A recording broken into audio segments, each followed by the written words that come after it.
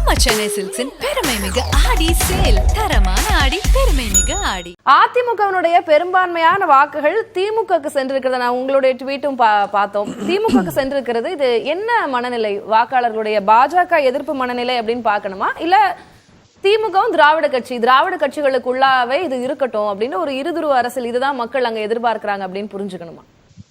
இல்ல, அதிமுகவை பொறுத்த வரைக்கும் அந்த வாக்காளர்கள் கொஞ்சம் உஷாராக தான் வாக்களித்திருக்கிறார். ஃபர்ஸ்ட் இந்த முடிவுகள் பாட்டாளி மக்கள் கட்சிக்கும் தேசிய ஜனநாயக கூட்டணிக்கும் ஒரு மிகப்பெரிய பின்னடை. அதுல எந்த விதமான மாற்று கருத்தும் இல்லை. ஏன் அப்படிங்கறத நான் எக்ஸ்பிளைன் பண்ணேன்.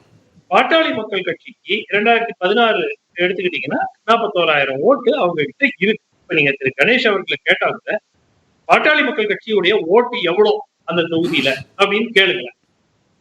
அவர் இப்ப 5,000 ஓட்டுன்னு சொல்லுவாரா? சொல்ல முடியாது. கணிசமான அளவுல வாக்குகள் பாட்டாளி மக்கள் கட்சிக்கு அங்க இருக்கு. அது நமக்கு லாஸ்ட் தனியா எப்ப போட்டிட்டாங்க அதை வச்சுதான் நம்ம ஒரு ஐடியா வைக்க முடியும். அது 41,000. இப்போ என்ன ஆயிருக்கு? 2010. இப்போ வாக்காளர் எண்ணிக்கை கூடியிருக்கிறது, பதிவான சதவிகிதம் கூடியிருக்கிறது. 80 to 76% 82% உங்களுக்கு போலிங் அதிகரிக்கும் போது உங்களுக்கு 56,000, அதாவது பர்சன்டேஜில் எடுத்துக்கலாம். 2013 தனித்து போட்டியிட்டு 23% வாக்குகளை பாட்டாளி மக்கள் கட்சி பெற்றிருக்கிறது. 2024 இந்த இடைத்தேர்தலில் அவர்களுக்கு கிடைத்த வாக்குகள் சதவிகிதம் 28 ரைட்டா? ஆனால் இது பாட்டாளி மக்கள் கட்சி ஓட்டு மட்டும் கிடையாது. இதுல பிஜேபி ஓட்டு இருக்கு, ஜான் பாண்டியன் அவர்களுடைய ஓட்டு இருக்கு, ஓபிஎஸ் ஓட்டு இருக்கு, டிடிவி ஓட்டு இருக்கு, தேசிய ஜனநாயக கூட்டணி ஓட்டு. அப்படின்னா அதிமுக ஓட்டு எங்கிருந்து வந்திருக்கு?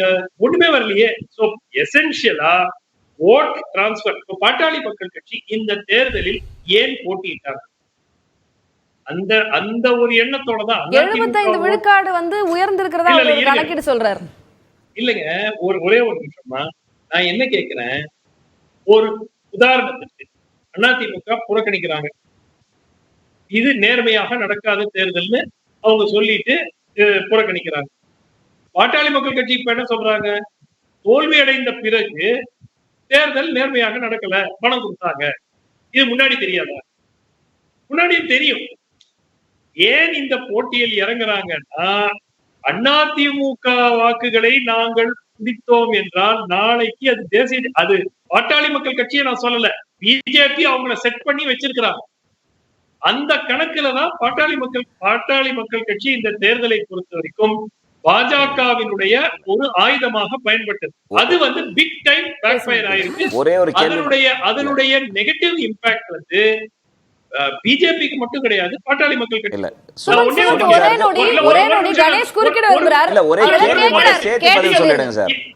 ஒரு நிமிஷம், நாங்க கேண்டிடேட் எப்ப அறிவிச்சோம், அதிமுக எப்ப போட்டியிடலன்னாங்க. சார் ஒரு நிமிஷம் சார். நான் நீங்க அதிமுக அனௌன்ஸ் பண்ணதுனால நீங்க அனௌன்ஸ் பண்ணணும் நான் சொல்லல. நான் என்ன சொல்றேன்னா, உங்களுக்கு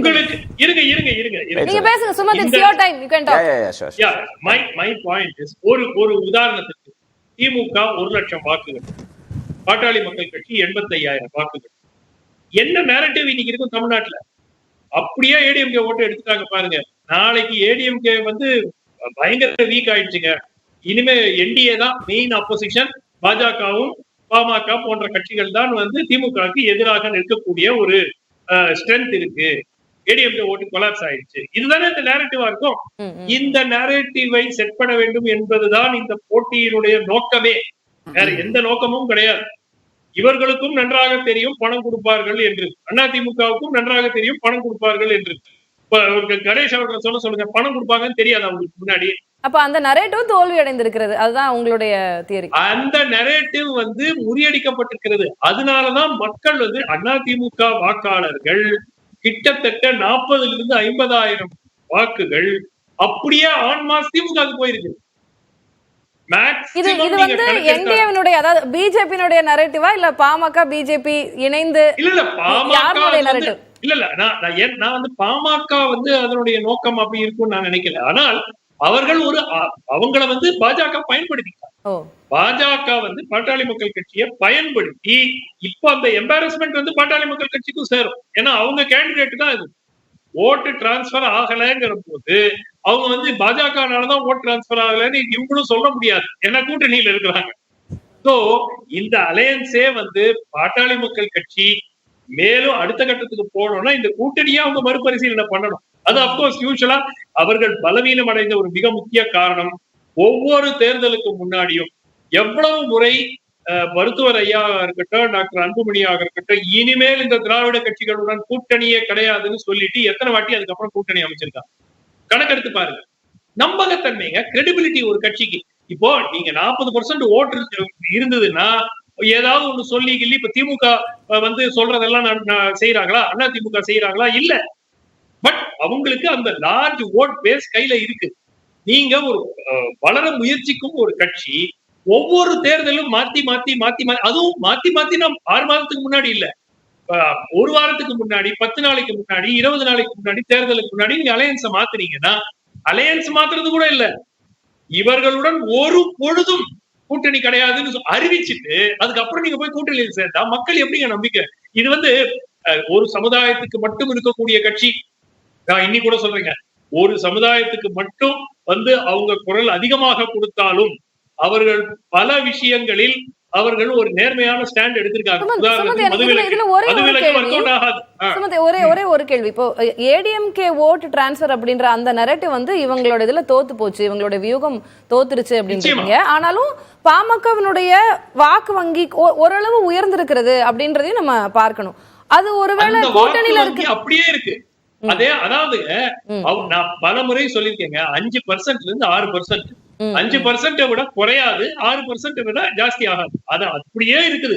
15 ஆண்டு காலமாக அந்த வாக்கு வங்கி அப்படியே நிக்குது. ஒரு முள்ளுல. அந்த 41 இருந்து 56,000 அந்த 15,000 வாக்குகள் இன்க்ரீஸ் ஆயிருக்குன்றத நம்ம அப்படி பார்க்க வேண்டாம். அது பெரிய இன்க்ரீஸே கிடையாது. இப்போ சரி இருங்க. ஒரு பிஜேபியோடைய ஓட்டு அட்லீஸ்ட் ஒரு 1000 ஓட்டு இருக்குமாங்க, ஒரு 1000 ஓட்டு எடுத்துக்க. அப்புறம் மத்த கான்ஸ்டிடியூவன்சி எல்லாருக்கும் ஒரு 1000 ஓட்டு எடுத்துக்க. 1000 2 50 500 இப்படி போட்டீங்கன்னா இதுவே வந்து ஒரு 4000 ஓட்டு வந்துருக்கு. இன்க்ரீஸ் டர்ன் அவுட் நடந்ததுனால 82%, ஒரு 5000 அண்ணா திமுக வாக்குகள் வேணா பாட்டாளி மக்கள் கட்சிக்கு வரதுக்கான வாய்ப்பு இருக்கு. 5000 6000 வாக்கு, அது எக்ஸாக்ட் நம்பர் நமக்கு தெரியாது. ஆனால் அதிமுகவுக்கு வழக்கமாக விழ வேண்டிய 60,000 65,000 வாக்குகள்ல 5,000 8,000 சரி 10,000 வச்சுக்கோங்க வாக்குகள் தான் போயிருக்கு. அப்போ மீதி ஏன் வரல? சோ நிச்சயமா அவங்க சிந்திக்க வேண்டிய ஒரு விஷயம். பட் மோர் தென் தட், பாட்டாளி மக்கள் கட்சி பலவீனம் அடைந்த காரணம் ஏன் அவர்களுடைய அந்த பேஸ் ஏரியாவை தவிர சமுதாயம் அதிகமாக இருக்கக்கூடிய ஏரியாவை தாண்டி அவர்களால் வளர முடியவில்லை என்றால், ஒவ்வொரு தேர்தலையும் ஒரு வித்தியாசமான ஒரு கூட்டணி அமைக்கிறது, அவர்களுடைய நம்பகத்தன்மை குறைந்திருக்கிறது. பேசலாம் அவங்களுடைய முதற்கட்ட பார்வையை அதை எடுத்துக்கிறேன். நம்ம சென்னை சில்க்ஸின் பெருமை மிக ஆடி சேல், தரமான ஆடி, பெருமை மிக ஆடி.